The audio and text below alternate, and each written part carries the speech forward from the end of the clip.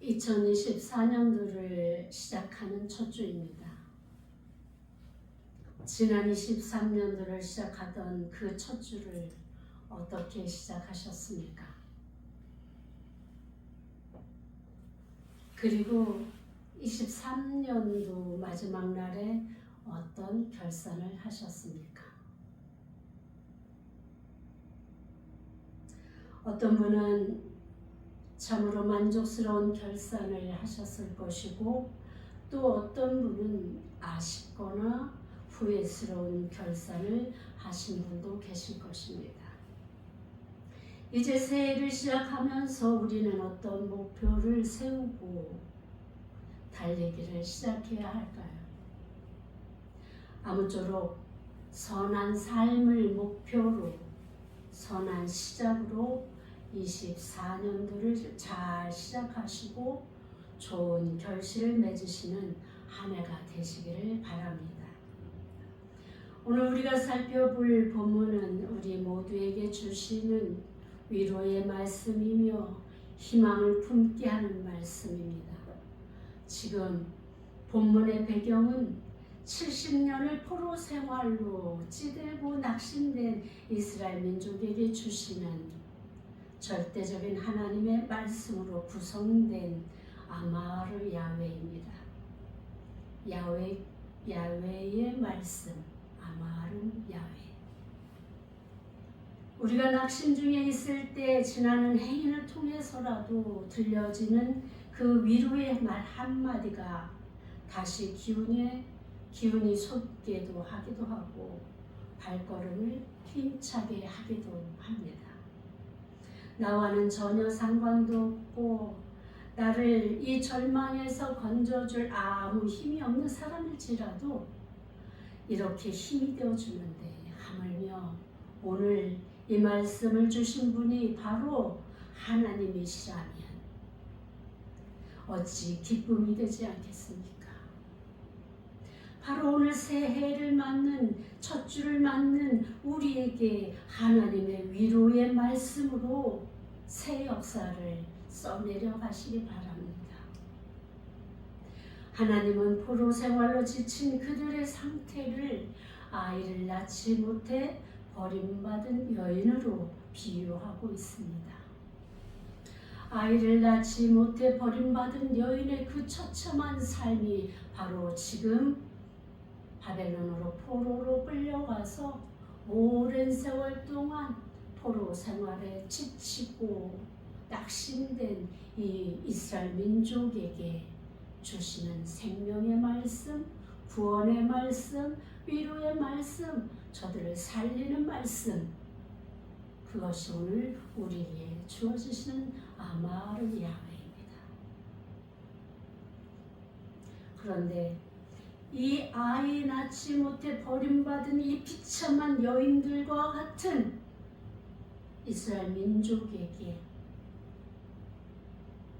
그야말로 하나님은 외쳐 노래하라 이렇게 명령하십니다. 자, 여러분 생각해 보십시오. 아이를 낳지 못해서 버림받은 것은 옛날 우리나라나 다른 외국에서도 똑같이 이루어졌던 일들입니다. 그것이 여인의 잘못이었든 남편의 잘못이었든 상관없이 모든 책임을 이 여인이 지는 이러한 정말로 불평등한 그런 일들이 동서고금을 내려갔다라는 것이죠. 그래서 그 여인들이야말로 버려진 여인이고, 그리고 저들은 슬픔에서 정말 죽지 못해 연명해 나가는 인생이었습니다. 그 여인들에게 오늘 하나님께서 뭐라고 말씀하십니까? 뭐라고 말씀하십니까? 너는 외쳐 노래할지어다. 그 앞에 너는 노래할지어다 먼저 시작하잖아요. 그렇죠? 너는 노래할지어다. 그리고 외쳐 노래할지어다. 반복해서 지금 강조하고 있는 것입니다. 우리가 잘 아는 아이 낳지 못하던 여인들이 누가 있습니까? 아브라함의 아내 사라가 있었고, 이삭의 아내 리브가, 야곱의 아내 라헬, 사무엘의 어머니 한나, 사가랴의 아내 엘리자벳 등이 기억이 납니다.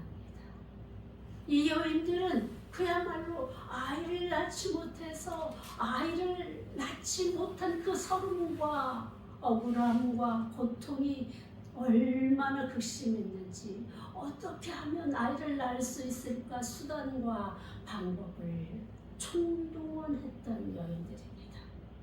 누구는 세상 방법을 동원했고, 어떤 여인은 하나님 앞에 날마다 울면서 주님 앞에 도움을 구했던 여인도 있습니다.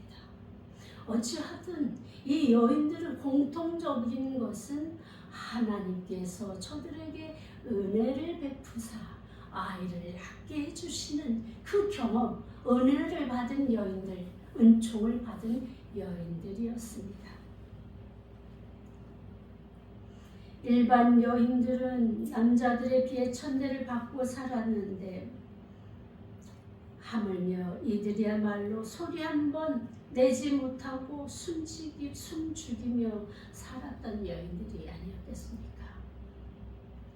아이를 낳아야만 존중받고 위상이 지켜지던 그 시대에 드디어 하나님의 기쁜 소식이 들려지게 된 것입니다. 너는 노래할지어다, 외쳐 노래할지어다. 우리가 알고 있던 저 여인들에게 하나님의 은총이 임하여서 아들을 낳고 저들이 기쁨의 노래를 크게 외쳐 불렀던 것 같은 일이 이제 이 비참한 이스라엘에게 나타날 것이라고 말씀하고 있는 것입니다. 사무엘의 어머니 한나가 사무엘을 낳고 불렀던 노래가 어떤 노래였습니까? 사사기 2장 1절을 보니까 한나가 기도하여 이르되 내 마음이 여호와로 말미암아 즐거워하며 내 뿔이 여호와로 말미암아 높아졌으며 내 입이 내 원수들을 향하여 크게 열렸으니 이는 내가 주의 구원으로 말미암아 기뻐함이니이다. 5절 풍족하던 자들은 양식을 위하여 품을 팔고 줄이던 자들은 다시 줄이지 아니하도다. 전에 임신하지 못하던 자는 7을 낳았고 많은 자녀를 둔 자는 쇠약하였도다. 이렇게 고백하였습니다. 그러기에 1절에 이렇게 말씀하시지 않습니까? 홀로 된 여인의 자식이 남편 있는 자의 자식보다 많음이라 여호와께서 말씀하셨느니라. 하나님께서 한번 임하시면, 하나님께서 이들에게 은총을 베푸시면 하나도 없어서 그 어둠과 고통과 시름, 정말 말할 수 없는 시름 속에 잠겨있던 이 여인들에게 하나가 아니라 7이 생기고 더 많은 수의 숫자가 이들에게 아들로 주어지는 역사가 있겠다는 말씀입니다. 자, 생각해 보십시오. 제가 앞에서도 말씀드린 것처럼 지나는 사람이 힘내세요 라고 한마디만 해도 우리가 왠지 기분이 좋아지고 힘이 나는데, 이 전능하신 하나님께서, 전지하신 하나님께서, 만군의 여호와께서 이 일을 행하시겠다고 말씀하신다면, 아무리 낙심 가운데 있을지라도, 아무리 정말 고통 가운데 신음하였을지라도 힘이 나지 않겠습니까? 새로운 소망이 생기지 않겠습니까? 위로의 마음이 생기지 않겠습니까? 그것이 오늘 우리에게 주시는 하나님의 은총이요, 사랑이요, 은혜인 것입니다. 기쁨이 넘치는 노래, 자신의 아픔을 신원하시는 구속주에 대한 믿음의 고백이 바로 한나의 노래 속에 포함되어 있던 것입니다. 그 노래를, 그 믿음을 오늘 우리는 불러야 하는 것입니다. 이제 이들의 신분은 달라졌습니다. 이들은 포로의 신분이 아니라 자유자로, 구원받은 자로 당당히 예루살렘으로 돌아가 자신들의 삶의 영역을 준비하기를 명령받았습니다. 앞으로 이제 너희들에게 축복해주고 너희들의 구원자가 되어줄 것이고 도움이 될 우리 하나님께서, 그러니 힘써서 가서 너희들은 예루살렘으로 돌아와 내가 명령한 것을 이행하라, 이렇게 말씀하고 계신 것입니다. 자, 어떤 말씀으로 하십니까? 내 장막을 넓히며 내 처소의 휘장을 아끼지 말고 널리 펴되 너의 줄을 길게 하며 너의 말뚝을 견고히 할지어다. 지금 하나님은 계속해서 명령어로 사용하고 계십니다. 노래하라, 외치라, 장막을 넓혀라, 줄을 길게 하라, 그리고 너의 줄을 길게 하며 너의 말뚝을 견고하게 하라고 이렇게 반복적으로 하라, 하라, 하라 명령하고 계십니다. 명령, 하나님의 말씀은 그야말로 우리의 행함, 즉각적인 행동을 요구하십니다.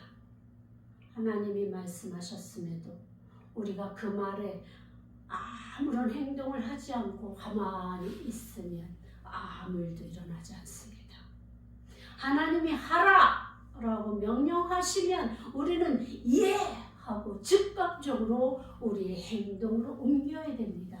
그런데 왜 우리가 그것을 하지 못하는 것입니까? 하나님께서 여기에 대해서도 말씀하십니다. 믿음이 없이는 아무리 하나님께서 말씀하셔도 믿지 않기에, 아무 행동도 하지 않기에 아무 일도 일어나지 않습니다. 그래서 하나님은 낙심 가운데, 절망 가운데서 한치의 소망도 없이 지쳐있는 그들에게 믿음으로 행동하라고 말씀하십니다.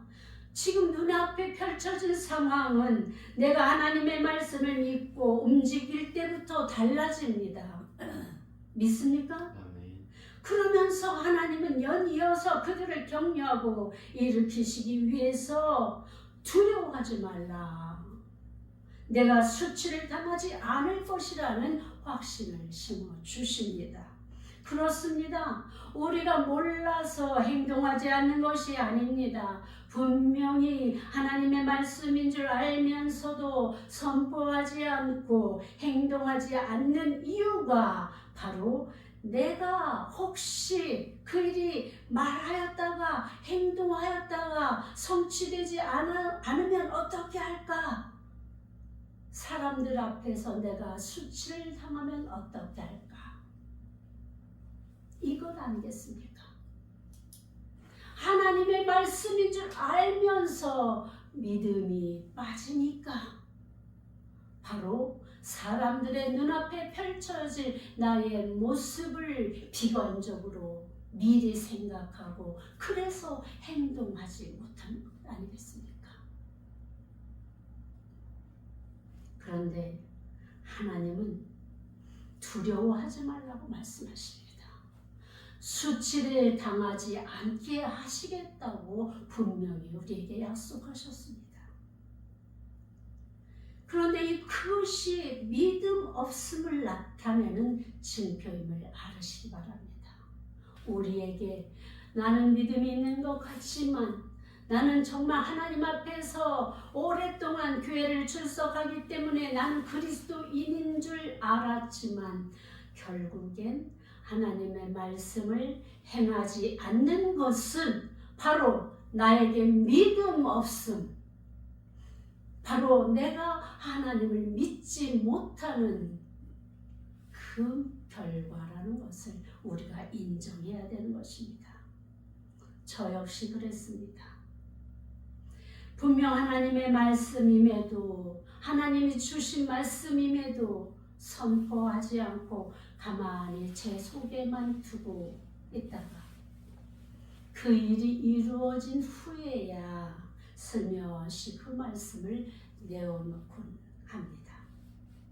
바로 저에게 믿음 없음을 드러내는 대목입니다. 그러나 그런 일이 반복되다 보니 이제 확신을 갖게 되었고 자랑이 아니라 하나님이 나와 함께 하실 일, 그리고 주님이 우리 앞에서 하신 일임을 증거하게 되었습니다. 하나님은 왜 우리가 믿음으로 행동할 때 수치를 당하지 않을 것인지에 대한 확고한 이유를 설명하시는데 5절을 보니까 이는 너를 지으신 이가 내 남편이시라. 그의 이름은 만군의 여호와시며 내 구속자는 이스라엘의 거룩한 이시라. 그는 온 땅의 하나님이라 일컬음을 받으실 것이니라. 우리에게 하라고 명령하신 그분이 누구신가를 제대로 안다면 우리는 기꺼이 우리의 수치를 염려하지 않고 주의 말씀을 행동으로 보이고 말씀을 선포하는데 우리가 주저하지 않게 될 것 아니겠습니까? 그분이 바로 구속자이시며 남편이 되신다라고 말씀하십니다. 그렇다면 구속자는 어떤 분이시고 남편이 왜 하나님이신지를 우리가 살펴봅시다. 먼저 남편은 보호자를 뜻합니다. 지금이야 많이 달라진 세태로 인해서 부부가 능력에 맞게 역할을 수행하며 가정을 이루어가지만 당시의 남편들은 가정에서 절대 권력을 행사할 뿐만 아니라 보호자로서 가족을 부양하는 자였습니다. 그래서 남편 없는 여자, 즉 과부나 버려짐을 당한 여자들은 살아갈 아무 능력도 근거도 없는 비참한 삶을 살아갈 수밖에 없었던 것입니다. 그들은 자신의 삶을 이끌어갈 어떤 그 경제적인 활동을 할 수 있도록 배우지 않고 자랐습니다.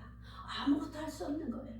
사회적으로 그들에게 주어지는 그 어떤 여건도 혜택도 없었던 것입니다. 그러기에 그들은 죽어야 하고 고통받아야 하고 그리고 나그네로 떠들 수밖에 없었던 것입니다.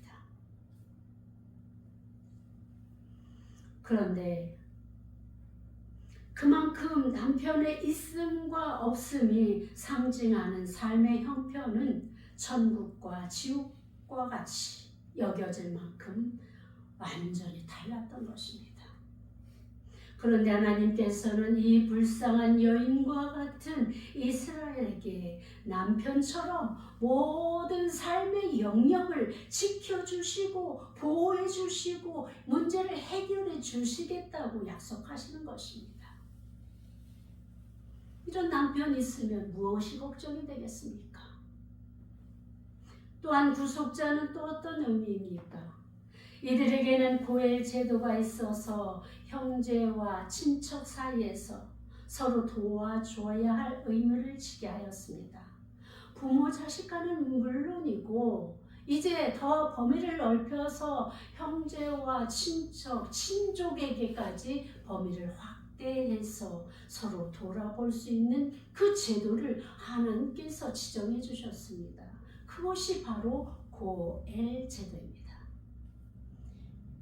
혹시 친척이 형제가 빚을 지어서 갚을 능력이 안 됐을 때 이들이 종으로 팔려가게 될 때 그 형제나 친척이 빚을 갚아주어서 이들이 종에서 해방되어서 자유인이 될 수 있는 그 삶을 살 수 있도록 이렇게 돌봐주는 것이 바로 고엘 제도의 핵심입니다. 노예로 팔려간 형제와 친척을 빚을 탕감해 주어 데려오게 하는 등 빚을 갚아주고 부유한 형제가 이런 일들을 잘 감당하라고 하나님께서는 명령해 놓았습니다. 결국 이것은 함께 행복한 삶을 살아가게 하려는 하나님의 뜻이 담긴 조항이었던 것입니다. 그때 그 일을 대신해주는 사람 바로 고엘은 우리에게도 고엘 되시는 구속자로 칭하며 예수님께서 우리 죄를 대신 지심으로 우리의 고엘이 되어 주신 것처럼 하나님께서 우리의 고엘로서 보호해 주실 것을 약속하신 것입니다. 성경에서 이 고엘 제도의 모범적 표본이 바로 보아스와 룻의 이야기가 아닙니까? 그렇다면 만군의 여호와이시고 우리를 지으신 하나님께서 이렇게 확실하게 우리 남편과 고엘로 역사하신다면 우리가 무엇을 두려워하여 수치를 당할까 움츠리고 숨어서 꼼짝달싹하지 않고 있을 수 있단 말입니까? 이제 그 남편 되시고 고엘 되시는 만군의 하나님께서 버림받았던 여인을 다시 찾으시고 그를 품에 안으시고 다시는 이런 일이 일어나지 않겠다고 약속하시면서 토닥토닥이시는 하나님은 도대체 어떤 분이십니까? 왜 매번 이렇게 스스로 죄인 되시고 우리에게 져주시고 먼저 사랑을 베푸시는 것입니까? 우리는 먼저 배반한 자요, 먼저 떠난 자요. 그래 놓고도 여전히 뻔뻔히 목을 세우고 얼굴을 쳐들고 원망하고 불평하던 자들임에도 왜 그런 은혜를 베푸시는 것입니까? 우리가 한 일이 무엇이 있습니까? 우리가 드린 것이 무엇입니까? 이런 우리에게 우리는 정말 은혜를 받을 아무 자격 없는 자들임에도 여전히 우리만을 쳐다보시고 애타하시며 달래시는 하나님 앞에 부끄러운 마음뿐인 것입니다. 오히려 잠시 버리신 것조차 미안해 하시는 것 같이 다시는 버리지도 않으시고 노아의 홍수 때처럼 노하지도 않겠다고 책망하지도 않겠다고 그리고 영원토록 이 약속을 지키시겠다고 하나님은 오늘도 우리를 향해서 우리를 품에 안으시고 이렇게 우리를 살피신 그 하나님, 그 사랑 앞에서 우리는 무엇을 느끼고 무엇을 행하며 살아야 하겠습니까? 오늘 우리는 우리에게 명령하시는 것이 무엇인지 다시 깊이 살펴봅시다. 첫 번째로는 내 장막터를 넓히라고 말씀하십니다. 장막터는 사람이 거주하는 곳을 말하지요. 빈부의 차이를 거주하는 장막의 평수에 우리가 비견하기도 합니다.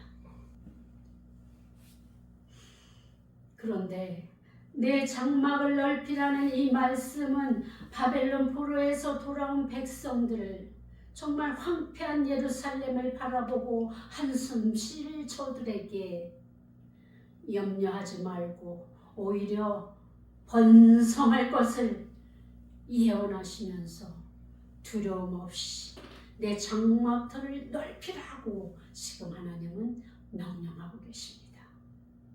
장막터를 넓히라는 것은 그 장막에 거할 자들이 많아질 것을 말씀하는 것 아니겠습니까?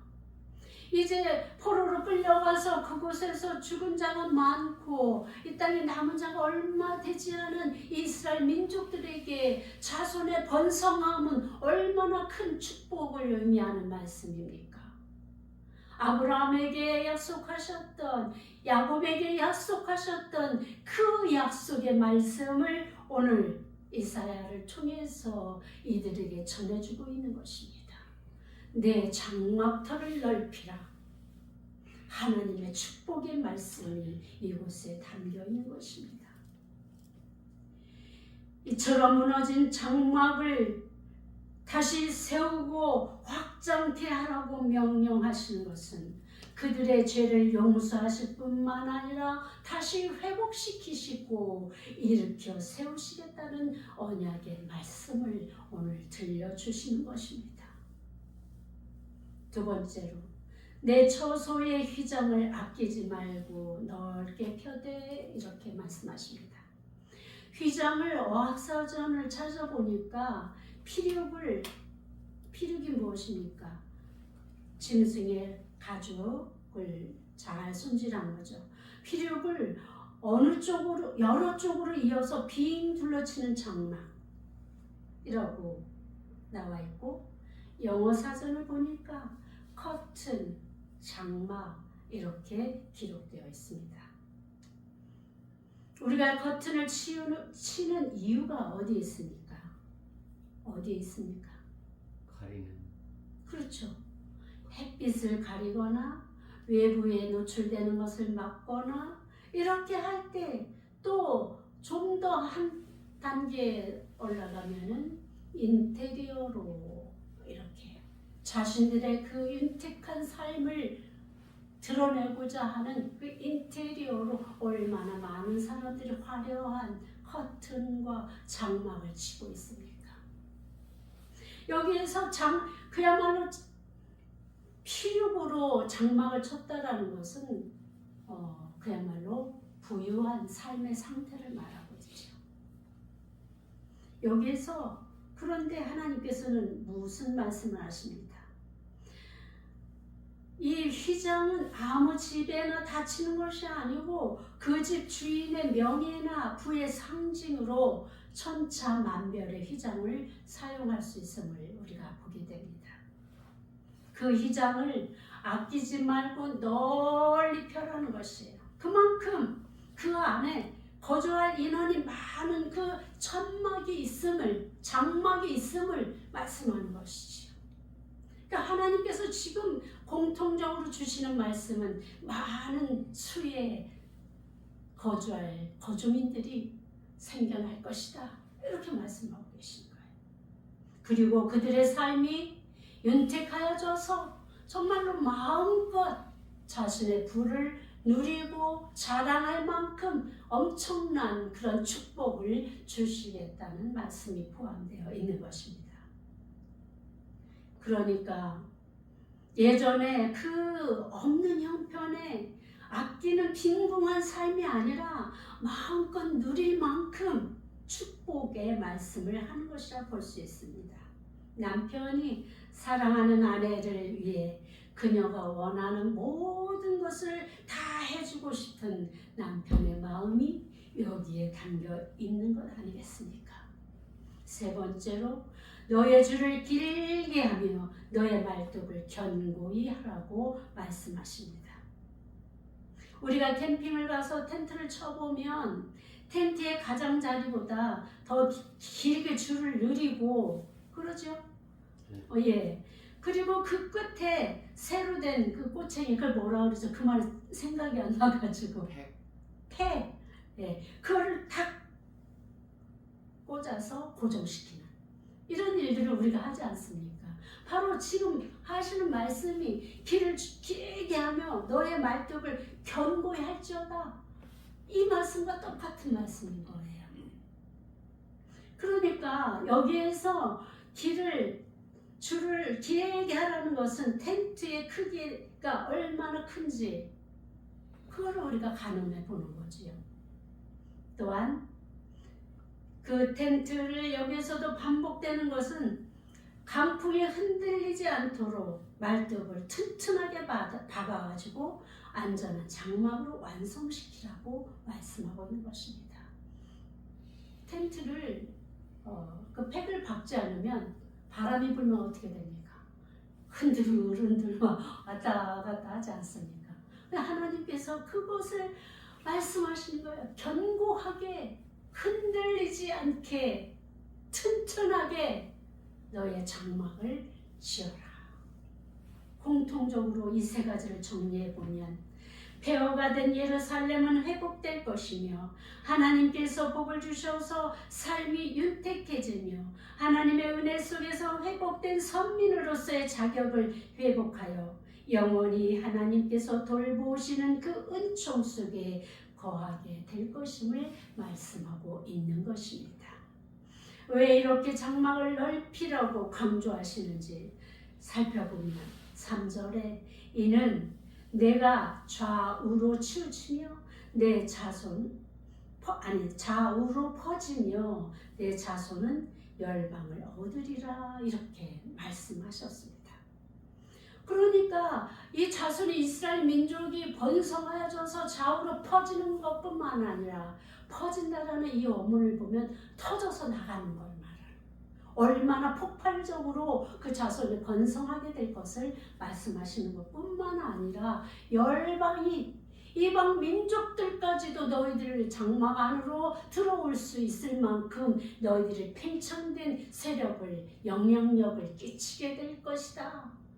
이 엄청난 나라로 세워질 것임을 하나님께서 약속하시는 것입니다. 새해를 맞이하면서 저는 이 말씀을 여러분들에게 드리고 싶습니다. 여러분들에게도 이러한 축복이, 하나님의 위로가, 하나님의 회복의 역사가 있어지기를 바라는 마음입니다. 오늘 이 말씀을 우리는 어떻게 적용해야 할까요? 24년도 복된 예수교회 표어를 장막을 넓혀라로 정했습니다. 주보 표면을 보시면 기록되어 있을 것입니다. 장막을 넓혀라고 해서 어떻게 하면 집을 넓혀갈까를 실행하는 말씀이 아닙니다. 우리가 넓혀갈 장막은 바로 믿음의 장막, 영성의 장막, 소망의 장막인 것입니다. 믿음은 바라는 것들의 실상이요라는 말씀으로 잘못 오해해서 세상의 것을 바라는 것, 그것을 믿는 믿음, 이렇게 오해하시는 분들이 많습니다. 그렇지 않습니다. 돈만을 바라는 것, 이런 탐욕적인 바람의 실상이 아니라 하나님의 뜻을 쫓는 것, 하나님을 기쁘시게 해드리기 위한 열망, 우리에게 하나님 되심에 대한 일호의 의심 없이 하나님을 앙망하는 것, 이것을 삶으로 살아내기 위한 바람으로 얻어지는 실체임을 분명하게 자각하며 살아가는 믿음의 부요, 이것이 바로 믿음의 영역들인 것입니다. 이 믿음의 영역을 넓혀가시기 바랍니다. 두 번째로는 영성의 장막을 어떻게 넓혀갈까요? 영성은 말씀이 기반되어야 합니다. 하나님의 말씀은 살아 운동력이 있어 우리 심령 골수를 쪼개고도 남음이 있다고 말씀하셨습니다. 그렇습니다. 말씀을 읽으면서 묵상하면서 우리에게 말씀하시는 하나님의 음성을 듣기도 합니다. 그리고 그 말씀으로 기도, 그 말씀을 읽으면서 우리는 성령님의 감동으로 지어진 이 말씀 책이기에 이 엄청난 역사가 나타나는 것을 체험할 수 있습니다. 그리고 그 말씀으로 기도하십시오. 많은 분들이 고백하듯이 저의 경험상으로도 말씀대로 기도할 때 빠른 응답을 얻게 됩니다. 내가 세상의 언어로 미사 여구를 다 총동원해서 하나님께 드리는 기도가 응답되어지는 것이 아니라 우리 중심으로 말씀을 부여잡고 하나님의 약속하신 그 말씀을 기반으로 해서 하나님의 뜻을 이루기 위해서 구하는 것은 응답되지 않는 것이 없습니다. 단지 시간의 차이일 뿐입니다. 그렇다면 우리가 어떻게 기도해야 되는지 답이 나오지 않습니까? 평생을 믿었다고 하면서 성경 한 번 창세기 1장 1절부터 요한계시록 마지막 절까지 한 번도 읽지 않은 사람이 어떻게 무엇을 근거로 하나님께 기도하며 무엇을 근거로 하나님께 찬송하며 무엇을 근거로 응답을 받겠습니까? 그래서 기본이 말씀이라는 것입니다. 여러분들이 응답되는 삶을 살고 싶으시면 먼저 말씀을 읽으십시오. 여러분들이 하나님의 음성을 듣기를 원하시면 먼저 말씀을 읽으십시오. 그러지 않으면서 왜 나만 하나님 말씀을 나의 기도만 응답되지 않는 것이고 그리고 하나님의 음성을 들을 수 없는가 한탄하고 좌절하지 마시고 먼저 새해에는 말씀으로부터 시작하십시오. 그렇게 여러분들이 말씀을 읽고 그렇게 그 말씀을 부여잡고 기도할 때 여러분들의 삶이 달라질 것입니다. 확신합니다.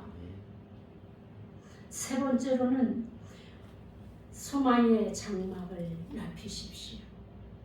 답답한 것은 우리 하나님이 우리 고엘이 되신다고 하셨고 남편이 되어주신다고 약속하셨는데 왜 소망 없는 삶을 살아가고 있는 것입니까? 왜 내 힘으로 안 되는 것들을 부여잡고 왜 나만 재수가 없다는 둥 정말 이렇게 망할 운명이라는 둥 이 험악한 말들을 입에 올리시는 것입니까?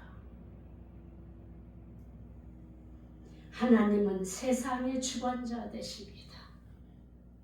우리 눈에 보이기에 이것저것 하시는 분이 아니라 하나님의 하시는 것을 우리가 볼 수 없을 뿐이지 하나님은 우리 삶의 모든 영역을 주관하시고 계신 분이심을 기억하시기 바랍니다. 잘 되면 자신이 잘해서라고 착각하지 마십시오. 모든 것이 주님의 사랑이요 은혜임을 고백하는 자가 지혜로운 자입니다. 내가 기도하지 않았는데 왜 나의 문제가 풀렸을까? 내가 기도하지 않고 말씀 가운데 살지 않았음에도 왜 나의 일이 이렇게 순탄하여지는 것인가? 이 여러분들이 하지 않은 그 너머에서 여러분들을 위해서 눈물 뿌리며 기도하는 여러분들의 기도의 후원자들이 있습니다. 그리고 그 기도를 받으시고 하나님께서 여러분들을 도와주시는 것임을 명심하시기 바랍니다.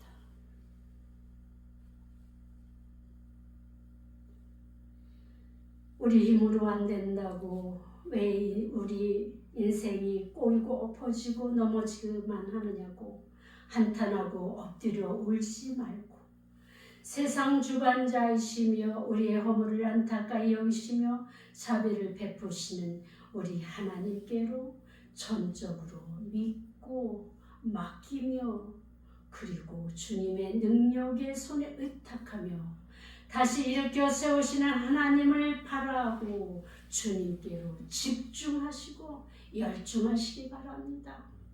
하나님의 말씀이 무엇인지 하나님께서 우리를 통해서 이루시고자 하시는 것이 무엇인지 그리고 나를 이 땅에 보내시고 오늘날 내가 이곳에 있는 이유가 무엇인지 말씀을 보시면서 묵상하시면서 여러분들의 삶의 자리를 살펴보면서 그렇게 한 해를 시작하시고 끝까지 마무리하시게 되길 바랍니다.